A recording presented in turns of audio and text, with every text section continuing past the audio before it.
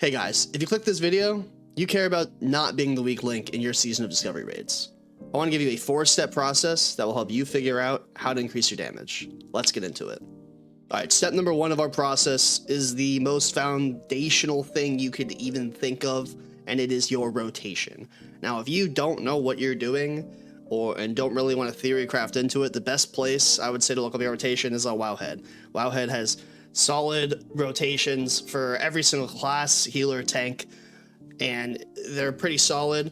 I would say there's a little bit of nuance into it because sometimes Wowhead writers create rotations when phases start and then they don't get updated or they're slow to update, so I would keep my head on a swivel about that. But if you want a good place to start, this is it. You'll notice if you're missing something almost immediately. And there's always caveats here, like for the Warlock one, for example. During the debuffs, instead of Curse of Agony, you might have to put on Curse of Recklessness if your melee are pumping and you want to give them a little bit of boost and you don't have enough armor reduction on the boss. So there's always a caveat to everything you read, but this is a good place to start. The second step, number 2, is make sure you have all your world buffs. This is gonna sound really dumb, but there's 3 right now. In the phase that we're in, there will be more later, but the one that people don't use all the time are the War Song Battle Drums. And for the Alliance, they get a scroll that they get, and this is from the Ashenvale event. If you hit one of the NPCs that are guarding the area, in any of the 3 zones, Kata or Moonwell, anywhere, you will be able to loot an item to turn in the Silverwing Sentinel charm for the Horde, and you can't boon this buff, so you'll have to stay logged out, but it's 5% damage and healing for 2 hours, and it's really good. So if you got your boon in the Black Venom and DMF and your Rallying Cry, you'll see a considerable amount of damage difference. I've been in raids where I was on my Ret Paladin and I only had boon, and the other Ret Paladin had Rallying Cry and DMF, and he was owning me. So these make a big difference. Make sure you get these. You can get them once a week on Tuesday, and as we go forward into the future, there might be more buffs like this, so keep an eye out for that. Always keep an eye for weird buffs on Warcraftlogs. Step number 3, consumables. Now, in the charm of Classic is the copious amounts of consumables that are everywhere.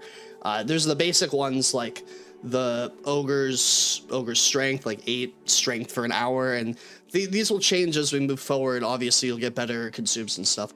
But there's always the weird nuance things that people don't really know unless they played the game for a long time or have seen these buffs before. One of those examples is the Camp Tarajo buffs. The Camp Tarajo buffs, it's 10 strength and 10 agi versus the 8 strength and 8 agi for Horde only. And there's things like this where you literally increase your physical damage by 1 for 10 minutes that people are farming and selling on the auction house for a profit. So if you think your rotation is correct and you're using all your buffs, the next place I would look is the consumables. The 4th step, and arguably the most impactful, is taking advantage of Warcraftlogs. Now, the most useful thing about Warcraftlogs is you can go to anyone's log. This is my Baron Aquinas from this last lockout. You can go click the person's name, you can hit summary, and you can see what runes people are using. So if you go to whatever new raid we're going to have, like Nomergan, and you hit the top DPS, or one of the top DPS, you hit Baron, you are wondering, how do I do more damage on Baron? You click him, you can see, oh, he's using Flagellation here instead of whatever rune he's supposed to use there. Consumed by Rage and Quick Strike.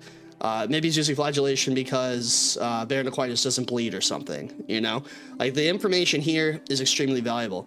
You can also look at a breakdown of what abilities they are using and in what order. Like, Dynamite makes a very big impact at this level bracket because we don't do a lot of damage, and the Dynamite is 200. That's almost that's a non-crit auto attack, for free on like barely a GCD.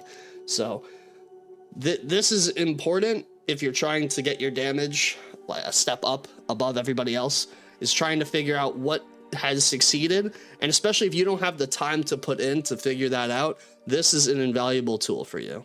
Hey guys, thanks for making it to the end of the video. I know some people would scoff at this concept and say, oh, BFD's easy, but I kind of made this looking forward into the future. Maybe the raids won't be as face rolly easy, we don't know. It's Classic, it could be, it could not. And the fun in this game for me and for a lot of people is the min-max bit of it. We like to do damage and compare ourselves to others and just try to push it to the next level, because that's what's interesting about the game. That's the metric we judge each other by. But I made this video in the hopes that some people who don't care might care a little bit, because the people that do care in the groups can get frustrated by people who don't care. And if you don't care, find other people that don't care. There's a lot of people that don't care. It's very easy to find a group. But this is the first of many SOD videos that I'm going to be creating as I step into the space, and I want to thank you all for watching. I'll catch you next time. Peace.